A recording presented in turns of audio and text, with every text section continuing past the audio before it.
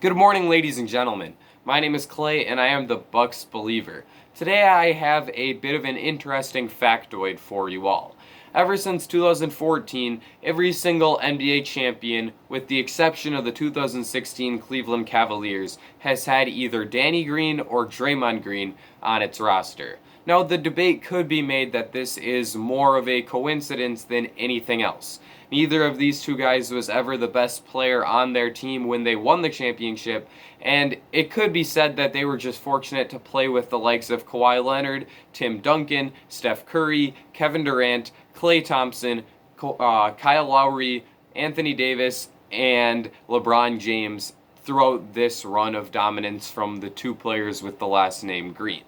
However, I think that is selling these two a little bit short, as they were both essential to what their team wanted to do on both ends of the court and play large roles to get their team into the promised land of being NBA champions. At first glance, these two players appear to be very different. However, once you dig a little deeper, it's pretty easy to see that both of these two guys have a pretty similar role, and that role has a very immense value when it comes to winning basketball games at the highest level. Both of these two guys are elite defenders who both have one magnificent offensive skill. In Draymond Green's case, that skill is his passing. Ever since the year 2015, he has averaged 6 assists or more, and his ability to function as a secondary playmaker allowed Klay Thompson and Steph Curry to run around ball screens and get open looks from beyond the arc that they otherwise wouldn't be able to generate for themselves off of the dribble. In Danny Green's case, his role came as a shooter. For his career, he is a 39.9% marksman from beyond the arc, and he has genuinely been one of the best three-point shooters ever since he came into the league. That ability to space the floor allows players who are strong in isolation, such as Kawhi Leonard or LeBron James, to really function with a lot of space and make the correct decision in order to help their offense put points on the board.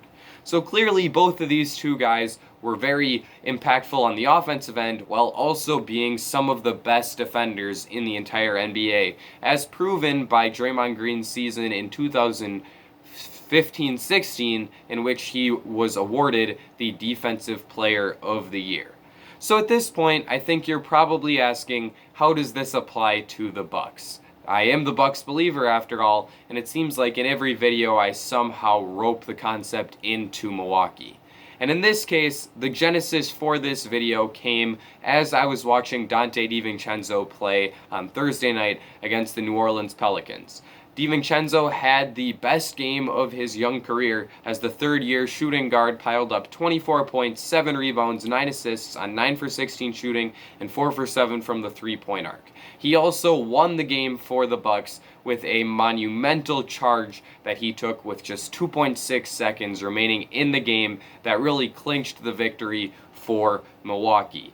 I think that DiVincenzo has a chance to reach this elite role player level alongside guys like Draymond and Danny Green, and if he can do that, it really takes this Bucks team to another level and gives them a very real chance to win this year's NBA championship. So let's dig a little deeper into Donte and talk about what he does that is so effective and that can help raise this Bucks team's ceiling even further than it already is.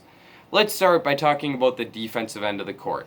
Donte is an extremely high-level defender, and he has been an important cog in what has been a top-notch Bucks defense in 2 of the past 3 seasons, as this year they've taken a bit of a step back. Donte is a switchable and versatile defender. He's capable of guarding all positions from the point guard to the small forward, and that allows him to be utilized in a lot of different types of lineups, as he can play both the 1, the 2, and the 3, and that allows him to be paired up with different types of players. He can be out there as the 2 alongside someone like Drew Holiday or DJ Augustine. He can run the point guard with someone like Chris Middleton or Torrey Craig at the 2. He can even man the 3 and have a lineup of something like Holiday, Augustine, and DiVincenzo out there at the same time. And that versatility allows Bud Coach Mike Budenholzer, to really play around with his lineups and try to find the combinations that are most effective to promote winning basketball.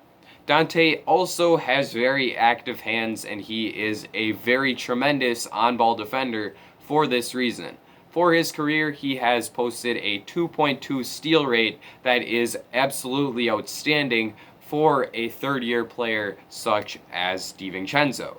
He also is able to use those active hands to contest shots at a high level from behind, and that makes him a very effective player in the Bucks' drop coverage scheme that they tend to utilize so frequently in the pick and roll defense. So Donte's ability as a high-level defender is extremely important, and while he isn't quite on the same level as the two Greens on that end of the court, he's still able to be super effective and impactful for Milwaukee, and he is part of what allows this team to be so effective on the defensive end of the court. However, to simply talk about his defense would be selling him short. Donte is also terrific offensively. This season, he has really improved into being a solid shooter. For the year so far, he's shooting 40% from three, and that is not necessarily just on wide open catch and shoot looks.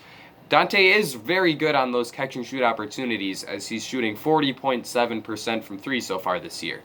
That is very important when you're on a team with Giannis Antetokounmpo and Chris Middleton, who have enough gravity to defenses that allow their teammates to get wide open looks from beyond the arc.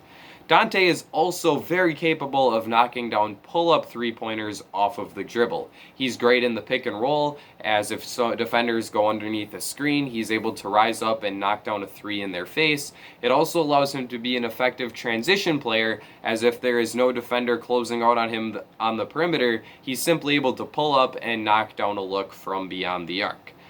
This combination of shooting makes DiVincenzo an incredibly effective player, and it forces defenses to close out on him harder than they have in the past. Donte does need to improve as a finisher of drives. So far this season, he is shooting just 43.1% on those drives, and that number needs to get higher in order for him to be a more effective slasher. However, he is still able to create a lot of positive plays off of those drives because of his ability to find shooters. He's done a great job of distributing the basketball so far this year, and he has posted a 17.3 assist rate on his drives, which ranks higher than players like Donovan Mitchell. Donte is probably never going to be an all-star. He just doesn't have the offensive game that is requisite in order to get that particular recognition.